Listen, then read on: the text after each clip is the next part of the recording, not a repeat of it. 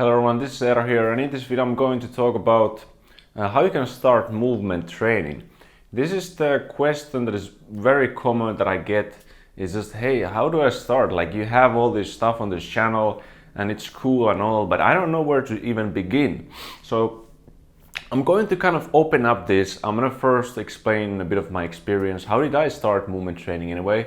And then I think you will better understand what I recommend or why I recommend what I recommend right now. So I started like what I would call movement training. I didn't call it back then movement training, but I started to kind of, when I imitate this, for example, Jackie Chan, I watched his movies and I was so like inspired. I think it was so cool that I just wanted to go out on my backyard and start to try to do those flips or kicks, jump kicks, and really something I enjoyed like immediately. It hit me. And then, but the other thing that kind of brought me to movement training was very early on when I practiced Taekwondo, and when we did warm-ups, it was very common to do, for example, bear walks from just bear walk. It was grab walk, I think, and this was the first time ever I did a lizard crawl.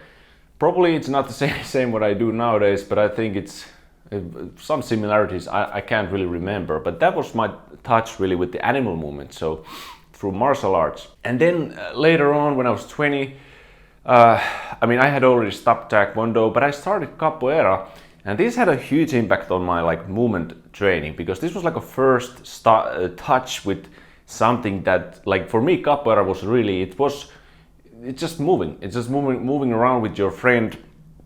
And they allowed a lot of freedom to express yourself through these different Capoeira movements, and I took a lot of impact from that, and I enjoyed a lot of that type of playful sort of movement. After the Capoeira, I did Thaiboxing. There wasn't really movement training in a way, but I think all martial arts are parts like it's movement.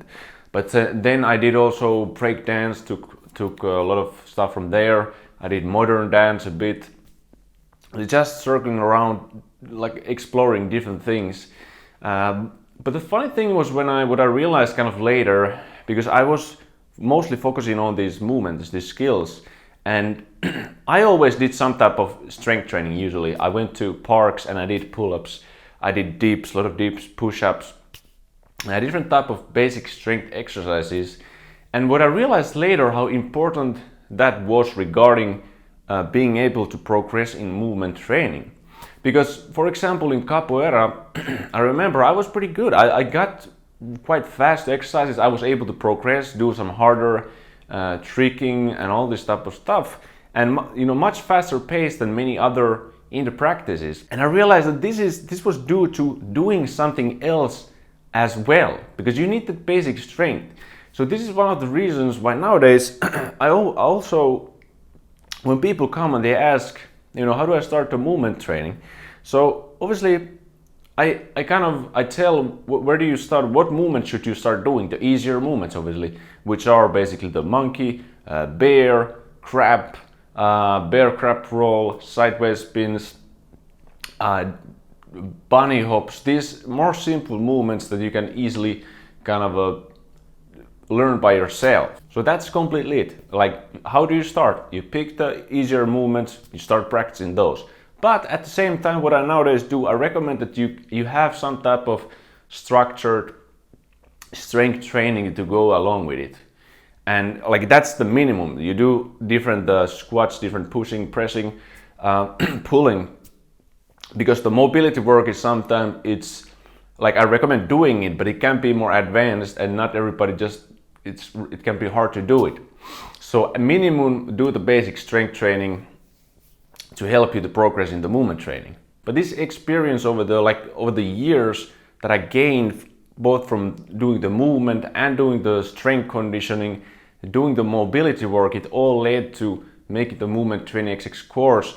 And I really want to kind of like mention it, because this is the course which has it all there. Like, you don't need to search anywhere else. It's all in one single course: mobility, strength, and the movements. Basically every single movement, almost all of them, that I've learned over the 5 years of doing different martial arts, different dance and then of course researching on my own. So if you're interested in it, I really recommend visiting the movement20xx.com. There's a lot more information about the course, and that's what you need to start is all there for the beginning, and even to take it further, much further.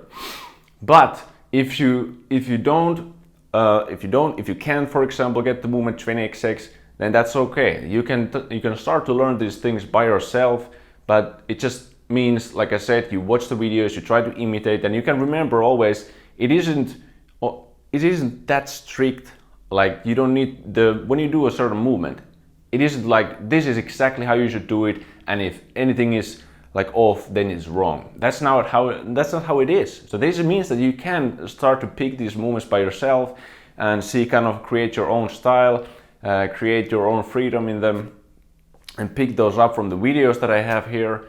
And at the same time, because I have I have mobility videos here, you can pick up those and start to implement them into your own workouts. You can do, like, it's very free how you combine them into your workouts. It's more about your own personal preferences.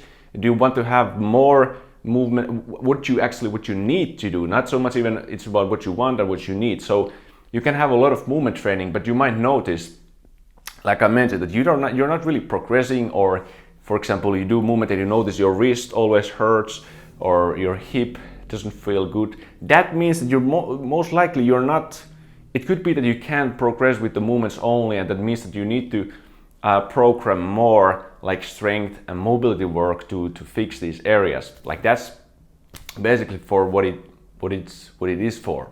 Like, when you do movement training, for example, or any athletic sport, or it doesn't really matter, but you face these kind of limits that you have in form of pain or just not progressing, then I know from a personal experience and from coaching people that it's super hard sometimes start to like troubleshoot and isolate areas and get it all like right that way.